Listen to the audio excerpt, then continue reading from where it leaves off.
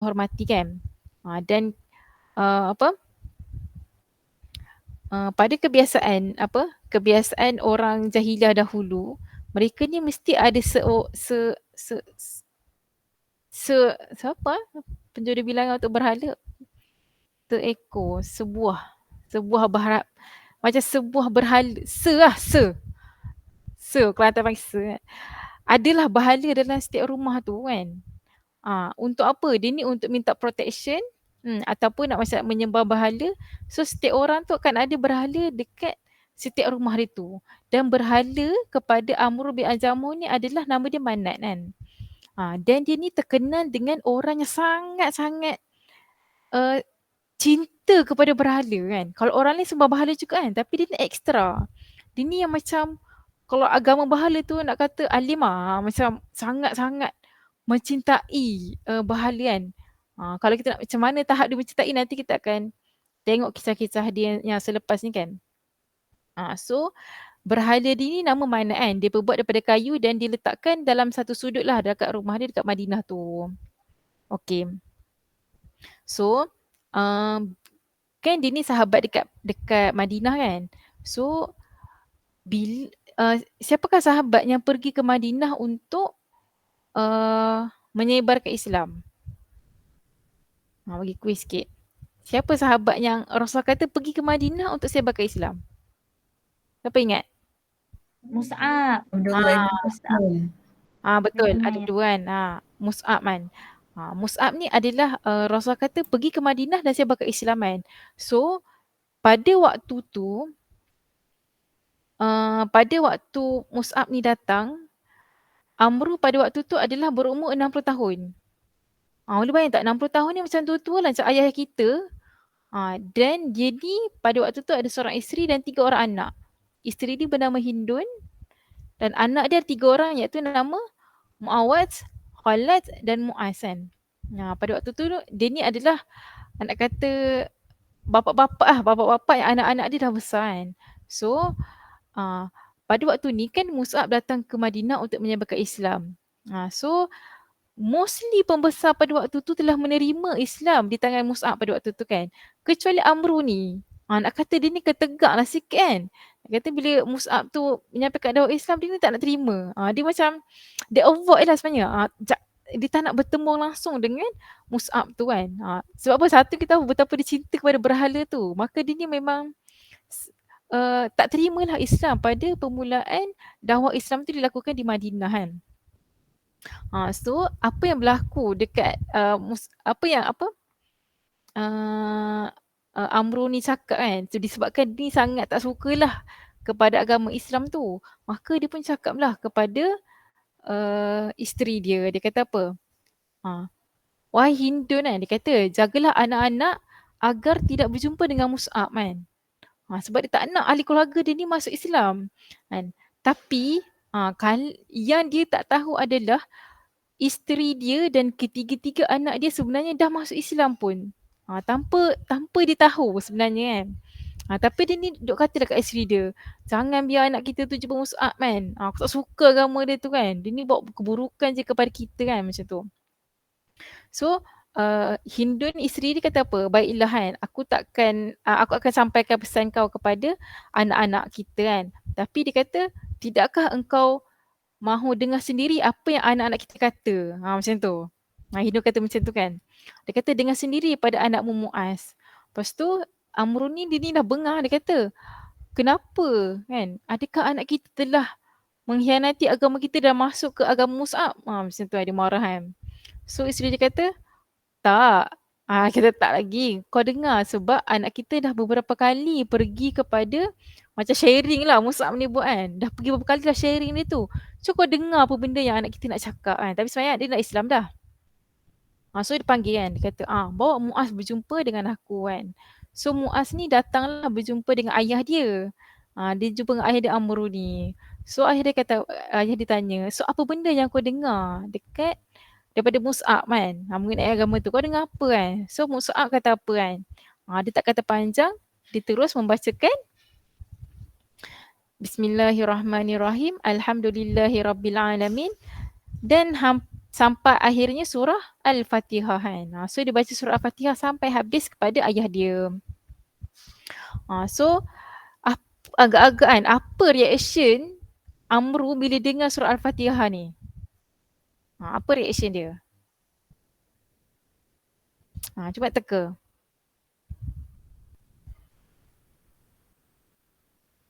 Wow. Wow. Okay. Siapa cakap wow tadi? Siapa cakap wow tadi? Saya. Oh, awak. Okay. Kenapa awak cakap agak-agak dia kata wow? Sebab kebanyakan kalau orang yang mendengar ayat-ayat Quran ni, dia orang akan rasa macam indah lah. Rasa macam terkejut dan terpesona ni macam bukan daripada manusia ni. Daripada Allah lah. Daripada satu kuasa yang sangat besar kan? Satu kuasa Ah, ya. Macam Umar kan. Even Abu Jahal sendiri pun kan. So termasuklah samalah macam Amru ni. Bila dia dengar Al-Fatihah tu, first reaction dia adalah indahnya. Indahnya apa yang kau katakan ini. Kan? Lepas tu dia tanya Mus'ab, adakah kesemua yang dia tanya adik dia Muaz, adakah kesemua yang Mus'ab katakan indah seperti ini? Kan? So anak dia kata apa? Bahkan lebih indah daripada itu wahai ayahku kan. So dia macam, mahukah engkau mengikutiku dan masuk ke dalam agama Islam ni kan? Anak dia pujuk lah kan. Sebab ayah dia ni macam kan tak masuk lagi. Orang dah masuk Islam dah kan. Ayah dia tak masuk lagi. Nak ikut tak masuk Islam ni. Lepas tu ayah dia kata apa? Ayah dia memang dia kata, aku takkan masuk Islam. Kan? Aku takkan masuk Islam sehingga apa? Agak-agak sehingga apa kan? Dia kata aku takkan masuk Islam sehingga aku minta pendapat kepada Manat. Nak faham tak betapa dia nak meeting dulu dengan bahala dia ni. Dia nak syura sekejap dengan bahala dia ni kan. Apa pendapat engkau mengenai agama baru kan. Betapa dia ni cintakan bahala dia tu.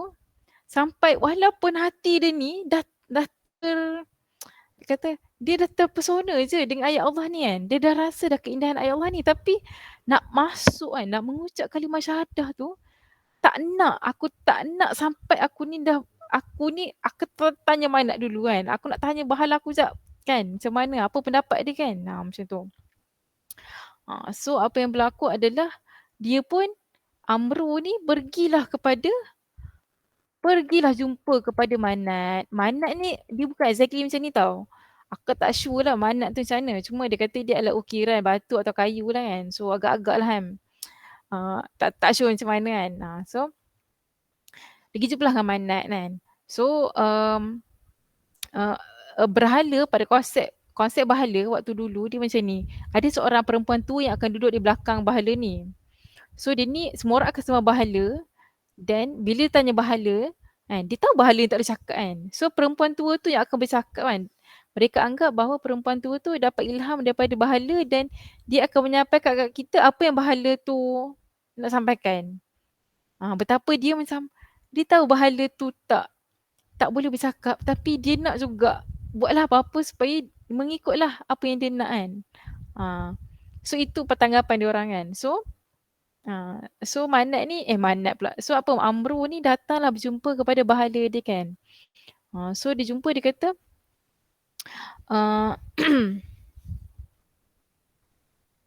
dia bila dia jumpa dengan Manat tu dia macam puji-puji Manat dengan indahnya kan. Kalau masa kita mungkin kita kan sebelum ajar kita puji Allah dulu kan. Kita selawat kat atas Nabi kan. Ni dengan Manat dia memuji lah Manat ni setinggi-tingginya kan. Tak tahu macam mana tapi dia puji Manat dengan sangat-sangat tinggi kan. So dia kata so dia ceritalah dekat Manat, dia kata Manat, kau tahu tak ada seorang lelaki ni nama dia Mus'ab. Dia datang ke Madinah ni bawa agama baru. Dan aku tahu itu tidak lain tak bukan adalah satu keburukan yang sangat nyata kan. So dia kata macam tu dekat Manat kan. So dia kata Mus'ab tu datang ke Madinah ni untuk kami ni dah tak menyembah engkau kan. Macam tu. So dia kata aku ni takkan berjanji setia pun kepada Mus'ab tu kan. Sampailah aku ni berbincang kepada engkau kan. Aku ni nak bincang dengan kau ni, apa benda yang patut aku buat kan. Aku takkan cakap apa-apa selagi aku tak dengar apa-apa daripada engkau kan. So dia borak dengan Madat ni. Tahu borak satu hal kan. So dia kata berilah pendapatmu.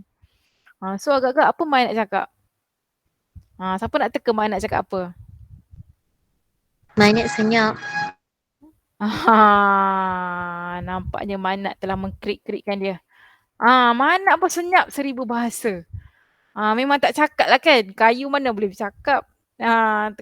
Akak rasa dia pun tahu kan. Cuma tak sure mana perempuan tu pergi kan. Tapi dia tak cakap apa-apa. So bila Manat ni macam memang tak cakap apa-apa. So apa yang Amro ni rasa dia adalah dia kata mungkin engkau telah murka.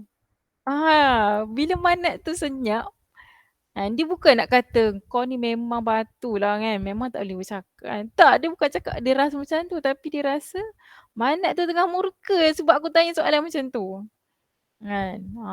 Dia kata mungkin kau telah murka. Tak apa. Aku akan bagi kau beberapa waktu masa untuk kau redakan kemarahan kau dulu. Macam tu. So dia macam tak apalah aku pergi dululah. Kau cool down dulu kan. Macam tu kan. So macam tu lah. Betapa dia ni sangatlah cinta kepada Manat ni kan. Semua benda nak minta pendapat kan. Sampai boleh tahulah dia ni murka. Macam perempuan pula senyap kan. Kalau marah senyap. Macam tu kan. So apa yang berlaku adalah kan. Anak-anak Amru ni, 3 orang ni. Dia ni tahu ayah dia ni sangat cinta kepada Manat kan. Tak boleh nak ubah ayah dia punya pendirian. Sampailah mereka ni ubah kecintaan ayah ni kepada Manat kan. Nak kata nak ubah ayah dia ni kena perasaan cinta dia kepada Manat tu kita kena cater dulu kan. Kita kena tackle dulu macam mana dan baru kita boleh ajak ayah kita masuk Islam kan. So mereka berfikir apa yang patut buat kan. Untuk ayah kita ni berfikirlah bahawa Manat tu sebenarnya berhala kan. So agak-agak kan apa yang anak-anak dia ni buat kepada Manat tu. Untuk ni nak supaya dia berfikir kan. So satu malam kan anak 3 orang ni berbincang kan apa kita patut buat kan. So mereka ni bawa Manat ni. Ni tak siapa tahu tau masa ayah dia dah tidur, mak dia dah tidur kan. Mereka ni keluar senyap-senyap pergi ke tempat Manat diletakkan.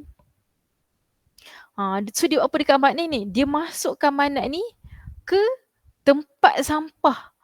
Maksudnya macam lubang bani tu dia ada lubang sampah. So bayangkan dia ambil berhala Manat tu, dia campak dekat lubang sampah tu kan. Nak kata busuklah tempat tu kan. So apa yang berlaku kan? Agak-agak apa yang berlaku pagi esok tu kan? Pada pagi esoknya, terjagalah Amro ni kan. Daripada tidur, dia tengok Manat tak ada kat tempat tu. Tak ada kat tempat biasa dia kan, kat bilik dia tu. So dia marah sangat kan. Amro ni sangat-sangat marah. Dan apa yang dia kata kan?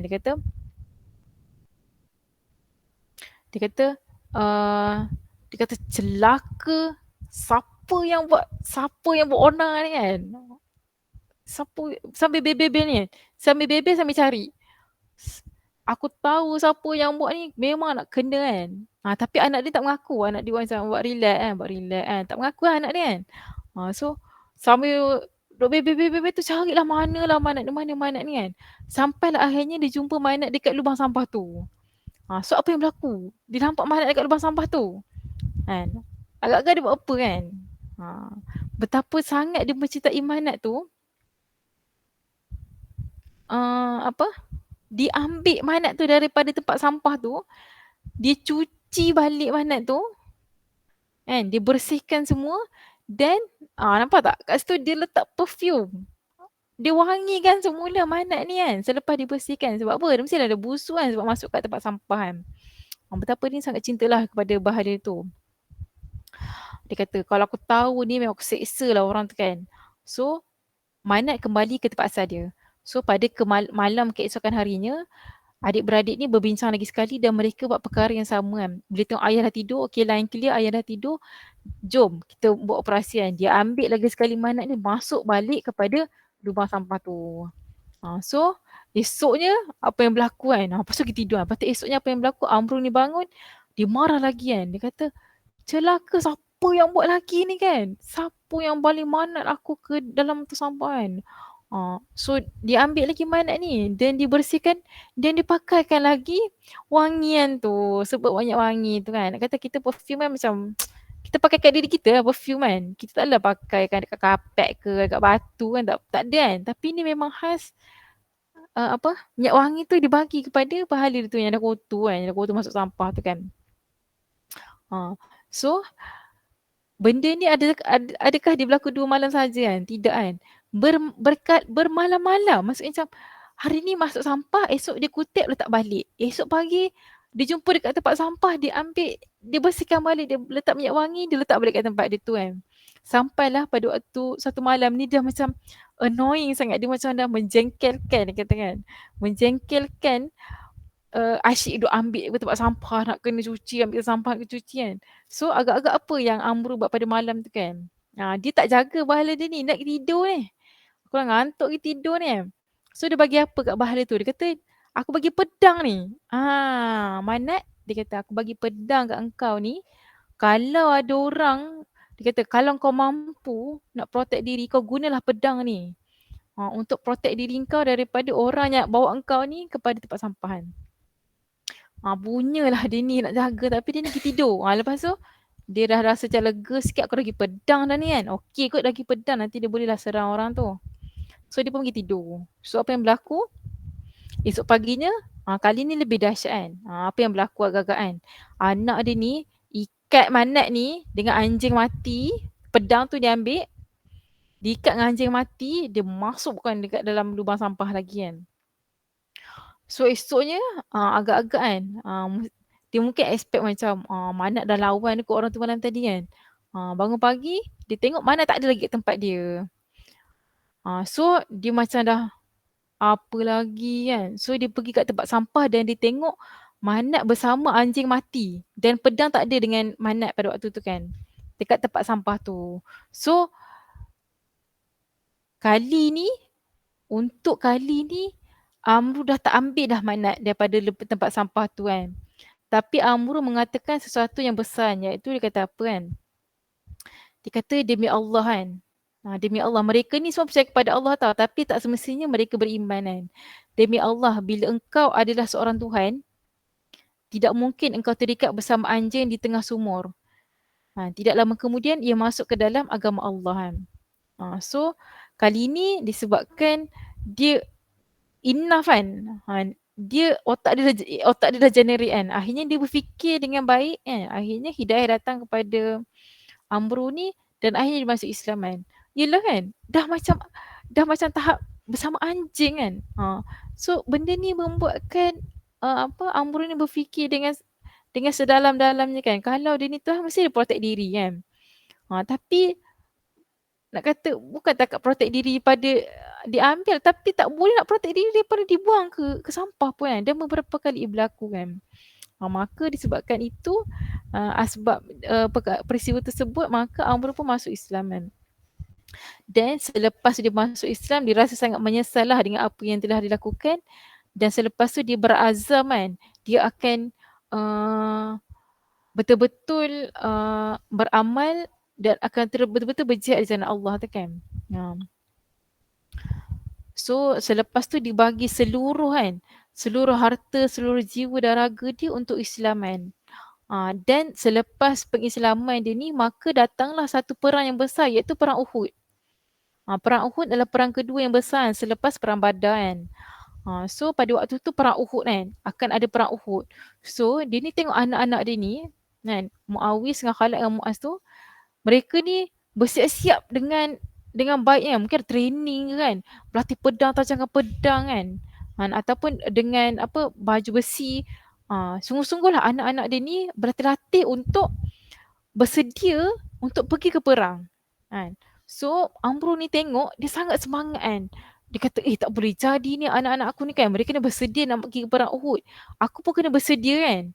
So dengan sangat semangat, dia ni pun nak bersedialah kepada perang kan. So dia ni kan kaki dia pincang, maksud dia ni macam tak boleh berjalan dengan baik kan. So anak-anak dia katalah kepada ayah dia kata, "Ayah, sesungguhnya engkau telah diberi kemaafan. Maksudnya engkau ni uzur. Kau tak payah lagi perang." Dah lah dia tua. Satu dia tua dan satu dia sangat dia tempang kan. Dia macam kaki dia tak okey lah untuk berjalan. Tak apa, kau dimaafkan kan. Dia tak berdosa lah kalau dia tak pergi perang kan. Tapi Amru ni sangat, dia dengar nak cakap macam tu, dia marah kan. Dia kata, aku nak jumpa Rasulullah kan. So dia pun pergi jumpa Rasulullah kan. Lepas tu dia fight lah. Dia fight untuk dia ni nak masuk juga perang Uhud tu kan. So dia kata apa kan, walaupun aku pincang, dia kata aku harap dapat masuk syurga dengan kaki yang pincang ni. Tak apa kan, aku harap masuk syurga walaupun kaki pincang, tapi aku akan macam lawan betul-betul kan. Aku akan berjihad untuk kali ni sungguh-sungguh kan. Sebab apa, aku inginkan syurga kan. Betapa dia ni sangat fight lah untuk dia ni untuk masuk ke dalam perang Uhud tu kan. So disebabkan usaha dia sangat sungguh-sungguh tu, maka Rasulullah kata apa, biarkanlah kan. Moga Allah memberikan kesyahidan kepadanya. So selepas dengar Rasulullah cakap ni, anak-anak dia pun kata, okeylah ayah, bolehlah datang perang Uhud kan. So kesemua Amru dan ketiga-tiga anaknya menyertai perang Uhud kan. Maka tibalah pada hari peperangan kan. Okay, peperangan Uhud ni antara perang yang sangat dahsyat lah kan. Antara perang yang mana Rasulullah pun cedera sangat teruk lah kan pada perang Uhud kan. Dan pada waktu ni selepas beberapa ketika masa perang Uhud tu, Rasulullah ni dah macam hilang dia punya protection tu kan, sebab sangat huru-hara dah pada waktu tu kan. So dan Amru ni pada waktu tu dia ada di barisan hadapan kan. Maksud dalam menentang musuh, dia ni ada di barisan hadapan kan. So apa yang dia buat lah kan, dia kan ada satu tempang tapi sebelah kaki dia elok kan. So dia gunakan kaki sebelah dia yang elok tu, dia lompat ke arah musuh tu sambil dia mengatakan, aku rindukan syurga kan. Dan anak-anak dia ni menjadi benteng protection kepada Rasulullah kat belakang kan. So dia ni lompat kepada musuh kan dengan kaki dia yang sebelah elok tu. Dan akhirnya ketiga-tiga anaknya termasuklah Amr ni, mereka ni syahid di perang Uhud kan. Dia kata selang beberapa ketika sahaja pada waktu tu syahidnya ketiga-tiga orang anak bersama dengan Amr ni kan. Nak kata dia ni sekejap je lah kehidupan dia dalam dia masuk Islam, dan antara dia masuk Islam dan dikurniakan syahid tu. Orang kata tak lama sangat kan. Tapi dengan izin Allah, Allah memberikan Amru ni syahid kan. Iaitu syahid pada perang Uhud kan. Okay, so selepas tamatnya perang Uhud tu, maka bergelimpanganlah mayat-mayat dekat situ kan. Dan kita tahu bila perang ni kan, dia bukan yang mati biasa. Yang macam elok macam tutup mata, pakaian elok kan. Tak kan, bila kita perang, mestilah penuh dengan darah kan. Penuh dengan darah, penuh dengan luka, mungkin patah-patah riuk, mungkin tak ada tangan, tak ada hidung, tak ada muka semua tu kan. So mayat, boleh bayang pada waktu tu mayat bergelimpangan, darah bergelimpangan. Suasana sangat sayu kan. Ramai para sahabat syahid pada waktu tu kan. So Rasulullah melihat keadaan tu kan. So dia kata apa kan? Rasulullah kata, biarkan darah dan luka mereka. Aku menjadi saksi bagi mereka semua kan. Nak kata orang mati syahid ni, dia tak payah dia dah tak payah dimandikan wajib dan tak payah disolatkan kan. Sebab apa? Tak payah mandi kerana tujuan mandi adalah untuk membersihkan, tapi orang syahid ni sudah bersih kan. Dan tak perlukan solat jenazah juga. Sebab apa? Solat jenazah tujuan dia adalah untuk Allah mengampunkan mereka kan. Tapi orang syahid ni Allah awal-awal telah mengampunkan mereka kan. Maka tak perlu dimandikan jenazah, tak perlu disolatkan kan. So Rasulullah menjadi saksi di atas mereka semua ni kan. Lalu sahabat kata, tidak ada seorang Muslim yang terluka di jalan Allah kecuali pada hari kiamat ia akan datang dengan darah mengalir yang warnanya seperti warna za'faran dan wangi seperti warna misk.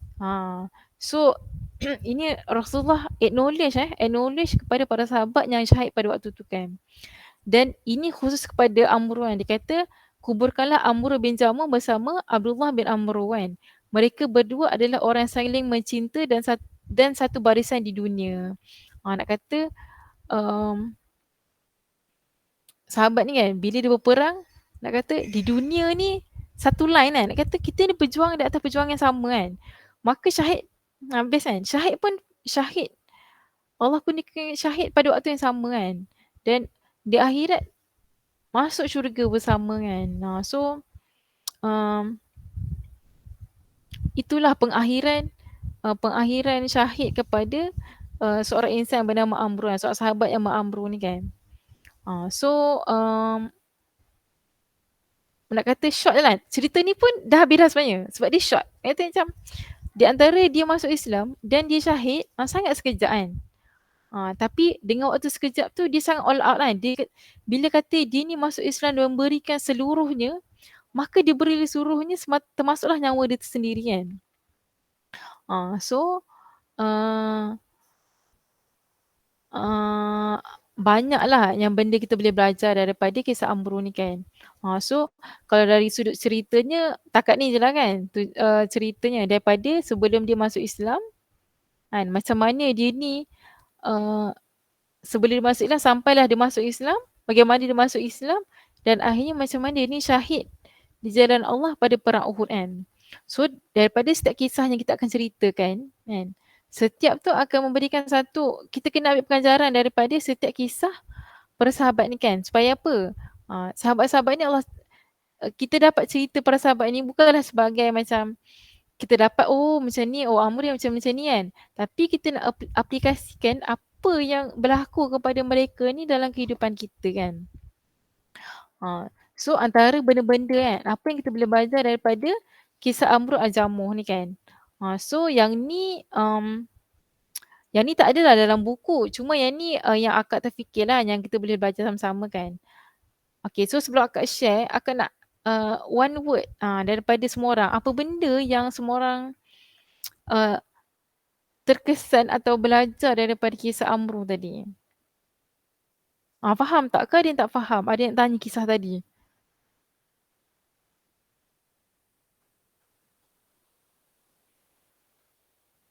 Faham tak? Semua orang faham tak cerita ni? Faham. Faham? Okay. Satu perkataan, apa yang semua orang rasa tentang kisah tadi?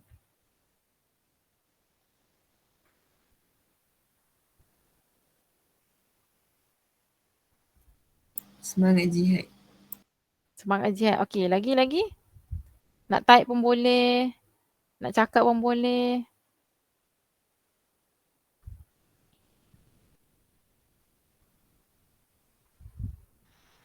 Hidayah Allah yang pegang. Hidayah Allah yang pegang. Okay, lagi? Berazam untuk masuk syurga. Berazam untuk syurga. Okay, lagi-lagi? Ada yang tulis tak?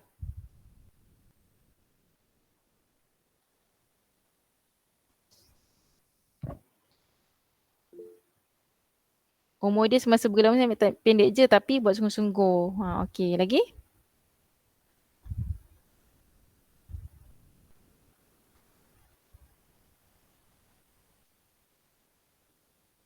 Ataupun yang kita baru belajar baru-baru ni ke, nak kaitkan ke?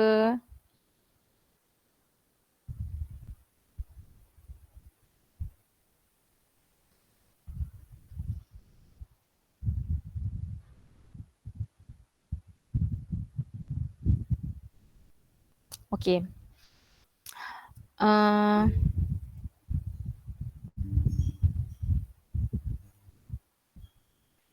Siapa ni? Asal menurut Islam tak payahnya menerima dengan betul-betul agama Islam. Dia kan timpang tapi tetap nak buat kebaikan, which is Islam tu. Okay. Betul-betul. So, bagus-bagus kan. Semua orang ambil pengajaran lah daripada kisah Amru ni kan. Okay. So, antara yang kita boleh belajar daripada Amru ni adalah semua betul je. Semua ini antara buah akak juga kan. Seperti mana kita pernah belajar sebelum ni kan. Sebelum kita cuti ni kita belajar mengenai ilah tu sendiri kan. Allah sebagai ilah kan. Iaitu ada 5 poin kan. Dia boleh ada semua 5 poin tu. Tapi dalam kisah ni nak highlight beberapa kan. Nak kata bila kita belajar mengenai Allah sebagai ilah, iaitu sebagai sembahan dan perlindungan kan. Kalau kita tengok dalam kisah tadi kan, betapa kita boleh belajar bahawa selain, kalau dalam kisah tadi ia adalah berhala kan. Dia kata selain daripada Allah, benda-benda lain ni bukanlah tempat untuk kita berlindung ataupun untuk kita sembah kan. Selain daripada Allah kan. Kalau kisah tadi berhala kan, kita mungkin tak sembah berhala macam Amru tu. Tapi kita ni bila kita kata dia adalah tempat perlindungan kan, kita mungkin ambil perlindungan selain pada Allah kan. Mungkin kita pun bukan ambil bomoh kan. Tapi kita mungkin dari segi mungkin bukan kita lah, mungkin siapa lah kan. Mungkin ada orang macam dia gunakan cara tak betul ke kan, untuk dapat markah lebih ke kan. Ataupun dia rasa manusia tu memberi perlindungan kat dia kan. Perlindungan daripada gagal kan. Mungkin dia macam rasuah lecturer dia ke kan. Ataupun doa yang tak baik ke kepada orang lain kan. Benda-benda yang sepatutnya hanya bergantung kepada Allah kan. Bila mana kita nak minta perlindungan kan. Macam kisah tadi kan. Membuktikan bahawa benda lain tu kalau kita bergantung kepada dia kan. Dia adalah sesuatu yang dependent kan. Contoh kan, kalau kita rasa seseorang manusia tu boleh melindungi kita, manusia tu sendiri sedang bergantung kepada nyawa yang Allah telah berikan kepada dia kan. Dia pun bergantung kepada kepandaian ataupun kekuatan dia yang Allah bagi dekat dia kan. Kalaulah orang contoh kan, orang yang kita bergantung supaya lindungi kita kan, even parents kita kan. Kita rasa parents kita lah yang akan melindungi kita daripada semua kejahatan ni ke apa kan. Tapi parents kita pun Allah bagi nyawa untuk dia lindungi kita kan. Mereka kesemuanya ni dia adalah sangat tergantung, sangat terhad kan. Maka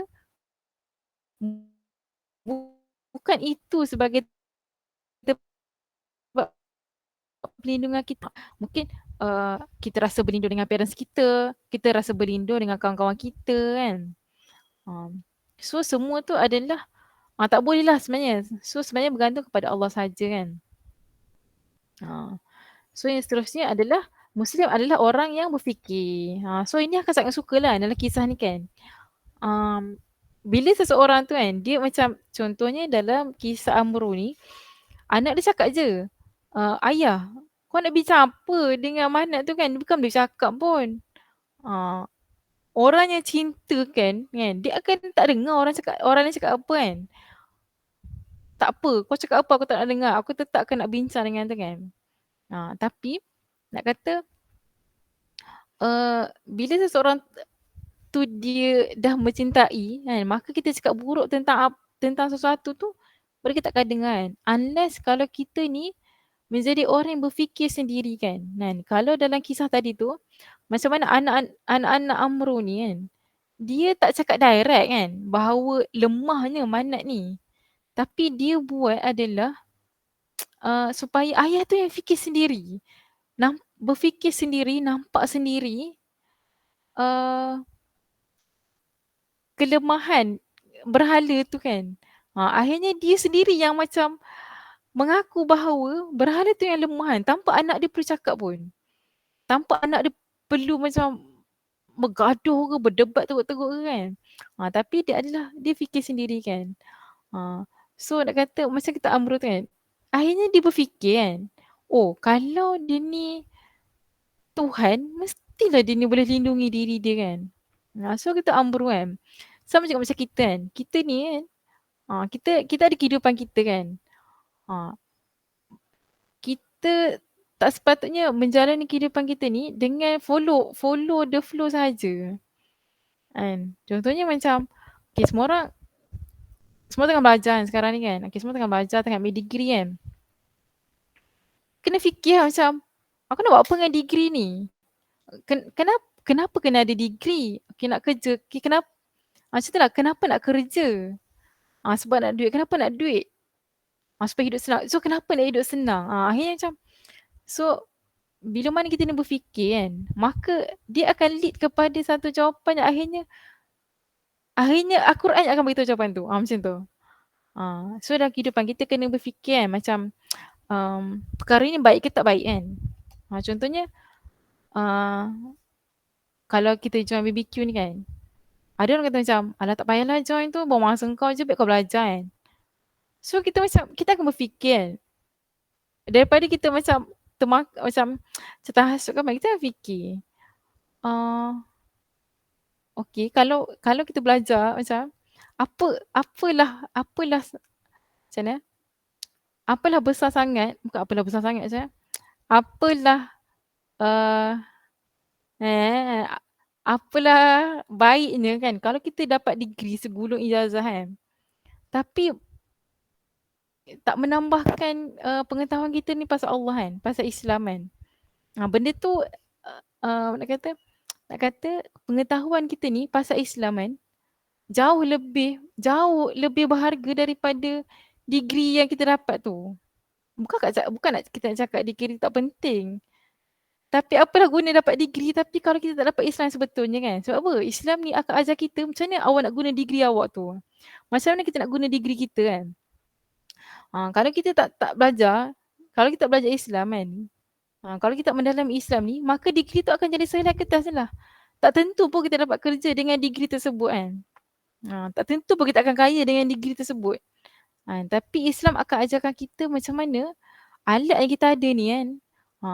Alat yang kita ada ni untuk untuk Islam tu sendiri kan. Macam kita pernah dapat juga sebelum ni kan, iaitu Ghazul Fiqh kan, pasal serangan pemikiran kan.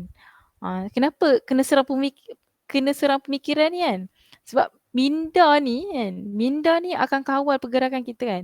Kalaulah kepala kita ni dah stuck dengan benda-benda yang orang musuh-musuh Islam nak kan, macam perkara-perkara hiburan kan, study pun sendiri adalah kejayaan study semata-mata tu pun adalah agenda-agenda ni kan. Maka untuk orang Islam yang tak berfikir akan follow je lah. Okay, dapat degree tak apa, dah dapat degree, dah cukup dah kan. Tak kan. Musuh-musuh Islam tak suka orang Islam yang berfikir kan. Berfikir kenapa hidup, apakah tujuan hidup kita kan. Siapakah Allah ni kan, bagaimana Allah mentadbir bumi kan. Apakah kebesaran Allah kan, apa hikmah Allah letakkan kita semua kat sini kan. So benda-benda macam tu kena start fikir kan. Sebab ini adalah kehidupan kita, maka orang lain takkan fikir kan. Kita akan fikir pasal kehidupan kita kan. Orang lain akan fikir juga insya-Allah, tapi kita pun akan, kitalah terutamanya yang orang yang kena berfikir kan. Sebanyak benda lah.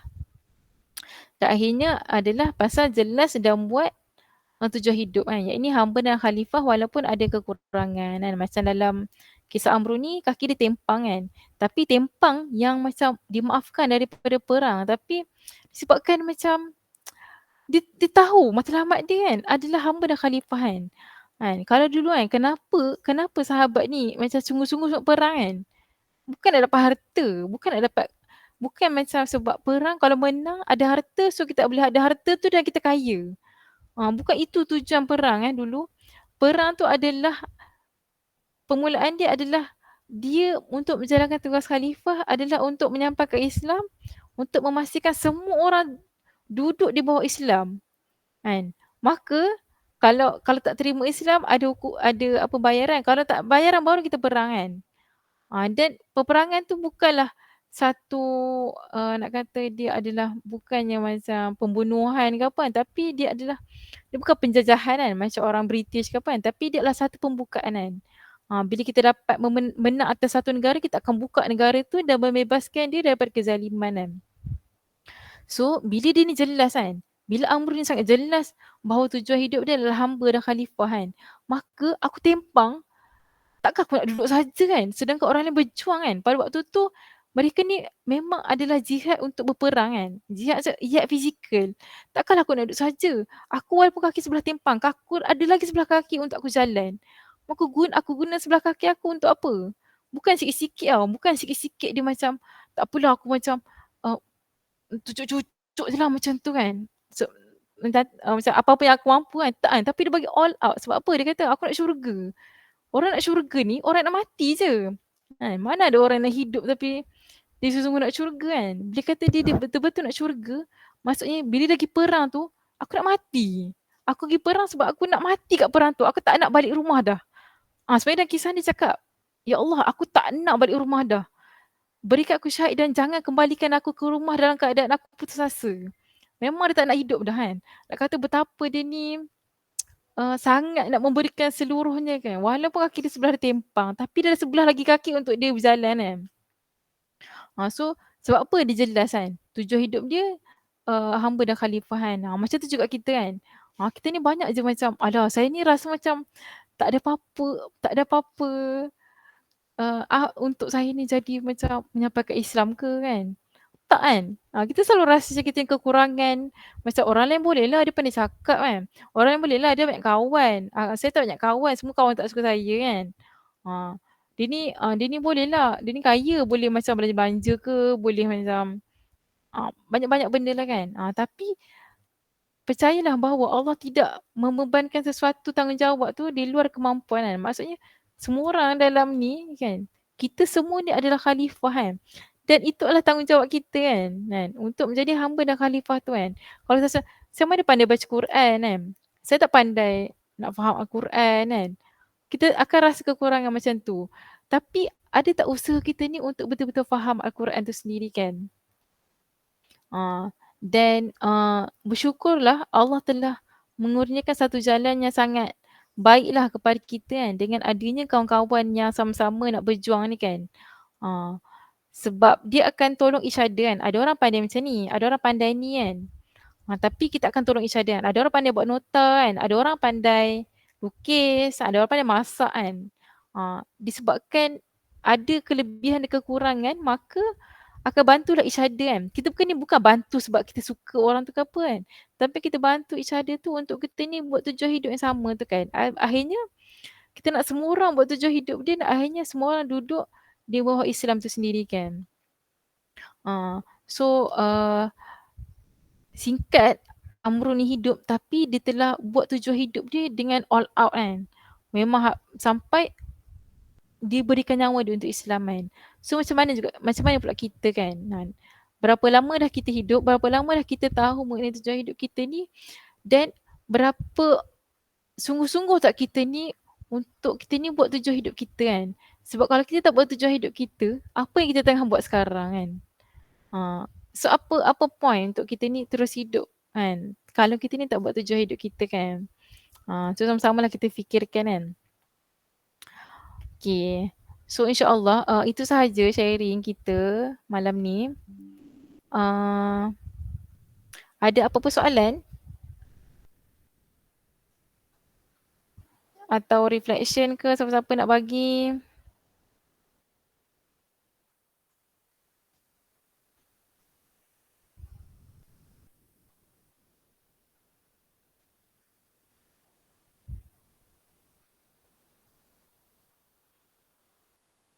Ada? Tak ada?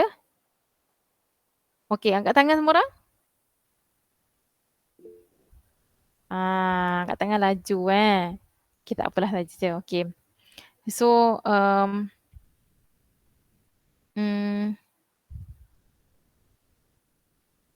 apa? Moga semua orang teruskan semangat kat rumah. Kan? Walaupun di rumah, tapi jangan tinggal Quran. Kan? Kalau rasa macam bosan sangat, bolehlah kontak akak kan. Assalamualaikum akak, buat apa kan gitu kan. Boleh share ayat sesama kawan kan. Sebab mungkin ada orang kita awkward nak share ayat. Tapi percayalah kan, di kalangan kita ni semua sangat merindukan je untuk orang share kan. Untuk semua orang saling share, hari ni dapat apa, belajar apa kan. Sebab walaupun jauh, tapi kita ada alat-alat yang ada sekarang ni kan untuk macam connected lah dengan each other kan. So teruskan semangat, jangan putus asa, jangan terpedaya dengan godaan syaitan. Moga terus istiqamah lah insyaAllah kan. So kalau tak ada apa-apa,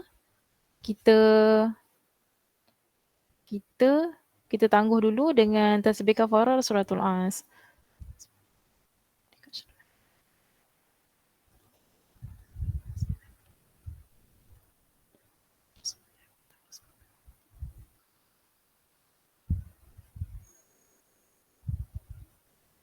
Okay, so jangan lupa jumpa pada minggu depan, hari yang sama, waktu yang sama, dengan sahabat yang lain pula kan. So lepas ni kalau orang kata Amru bin Al-Jamuh kan, apa yang kita ingat kan?